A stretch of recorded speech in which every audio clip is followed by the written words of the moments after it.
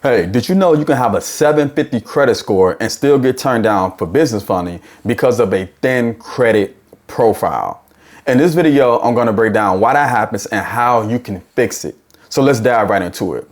Now, first, we must understand the difference between business funding and business credit. So I have a whole entire video you can watch here based off this subject. But just to recap, business funding, because we're going to talk about business funding today, is when you leverage your brand new business or an established business, and you also leverage their business owner credit, aka your personal credit, and you go to different financial institutions like Chase, Wells Fargo, PNC Bank, and open up lines of credit or credit lines with that particular bank.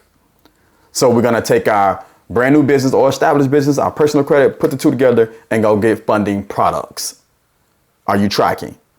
That's what we're discussing today. So in order to get those funding products, 95% is based off your personal credit profile. So your personal credit profile must be in position. The data must be there, not the credit score. Because lenders and creditors understand that your credit score can be easily manipulated. Your 750 credit score can be much different than my 750 credit score. Are you tracking? Just put tracking below in the comments if you understand. Now that we got that out of the way, let's break down your personal credit profile to see exactly what lenders want to see within that data. Because here's the thing. When you're trying to purchase a home, your personal credit profile can get approved. However, let's say when you're trying to get business funding, let's say you got approved for a home, but when you're trying to get business funding with that same personal credit profile, you can get denied. The reason why, because all personal credit profile is not treated equally. It just depends on what type of product you're going for. Hope that makes sense. Now, when it comes to the data that's on your credit profile, there's 5 key components that makes up your personal credit profile. So let's talk about that. Now, payment history is number 1. That should be a given right now. In order for you to get qualified for any type of product, you must pay your bills on time and over the period of time. Essentially, that's all credit is. The ability to pay your bills on time and over a period of time. So that should be a given. Now, I want to talk about your credit history. Although credit history is the 3rd biggest key component that makes up your credit profile, but it's really important when you're trying to get business funding. And a lot of people overlook your credit history. Now, I'm referring to your overall credit history and also your individual credit history per trade line. So let's talk about that a little bit. Now, when it comes to credit history overall, lenders want to make sure how long has you been managing debt. Longevity matters. So when you look at your credit profile, when you go to my FICO, when you go to my FICO, when you go to my score IQ, when you go to creditchecktotal.com, when you go to Experian.com, notice these are all platforms where you can pull your FICO score and not your Vantage 3.0 score. So if you pull it from Credit Karma or any other website that does not show you your FICO score, you're doing your business a disservice. Lenders, 98% of lenders look at your FICO score to determine your credit worthiness. I want to make that very clear. So let's go back to the credit history. We must have at least a 5-year-old credit history, meaning the trade lines on your credit profile, the oldest versus the newest, will give you your average age. So when you look up your FICO score, go to your credit history and see if you have 5 years or older, which is super important. Now, if you have 5 years or older, you're great. Check mark. If you don't have 5 years or older, there's certain things you can do, which I'm going to talk about on how to increase your credit history. Now, one thing you can do just straight out the bat is get an authorized user.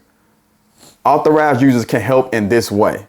Now, let me say this really quickly, because most people think authorized user is not what they used to be, right?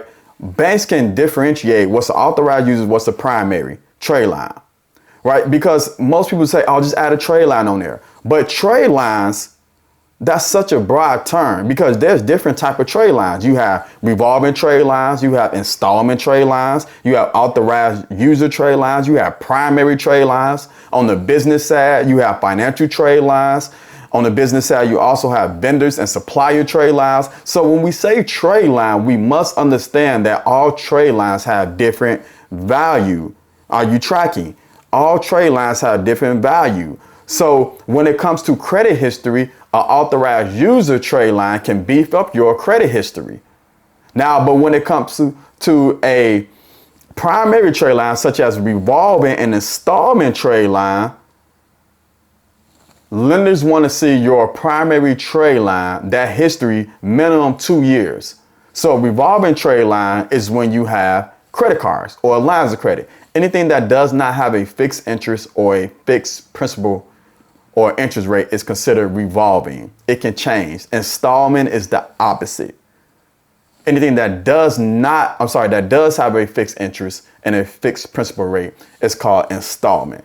So lenders want to see those different type of trade lines on your credit profile, which is mixed credit.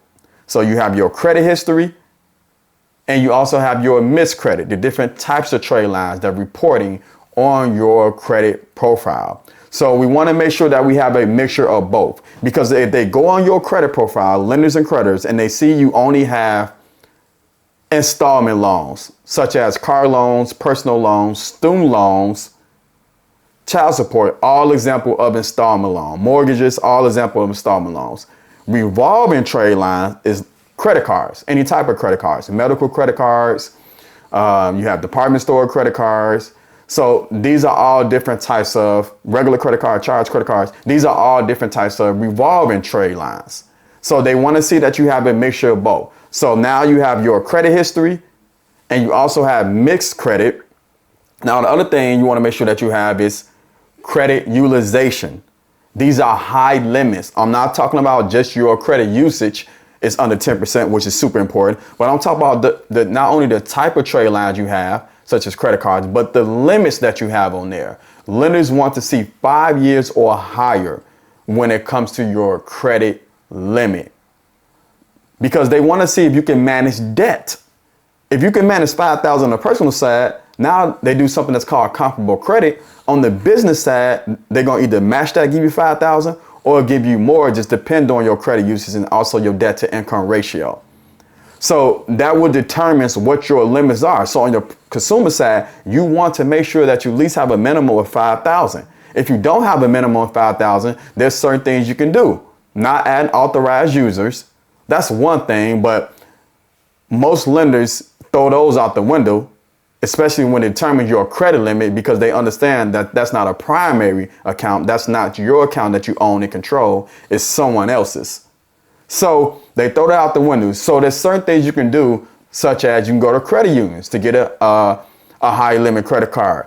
You can get a credit limit increase to get a higher limit credit card. So all these things helps when you're trying to get business funding, especially high limit. So you want to make sure that your credit usage is low. You want to make sure that you have high limit credit cards on your personal credit profile. You want to make sure that you have mixed credit, installment trade lines, and revolving trade lines, and your credit history needs to be there, at least 5 years. Now, also when it comes to revolving, which is the most important thing when you're trying to get funding, revolving trade lines, you want to make sure that you have at least 2 years when it comes to your credit card. You're not an authorized user, but a primary trade line that you own and control, it must be at least 2 years for most financial institutions. Now, there's different things you can do if it's under 2 years to beat that up, right? But you want at least have 2 years of a trade line that you own and control, a primary trade line, when you're trying to get business funding. So those are some of the things that you want to beef up your account. So if it's thin, if you have three accounts or 4 accounts, you want to make sure that you have at least 5 to 10 trade lines on your personal credit profile. That's a mixture of revolving and installment. So you might have to get some term loans, such as a car loan or personal loan. You might have to get more credit cards. My recommendation, 3 to 5 credit cards, right? You want to have at least 3 to 5 personal credit cards reporting with high limits, with low credit utilization. So that's an example of a thin credit profile and what you can do to beef up your personal credit profile. That's going to determine your business lines of credit. Now on the business side, that's a whole different topic. If you want me to do a business credit profile, just type in the comments, business credit profile, and I'll do exactly how to break down the business credit profile. Now, if you want more information, you can obviously join my community. Leave that link down in the description if you want to learn more. It's nothing but $47 a month, and I'll give you game like this. And also you have the opportunity to purchase business credit trade lines, which can put you in a better position. All right, catch you in another one.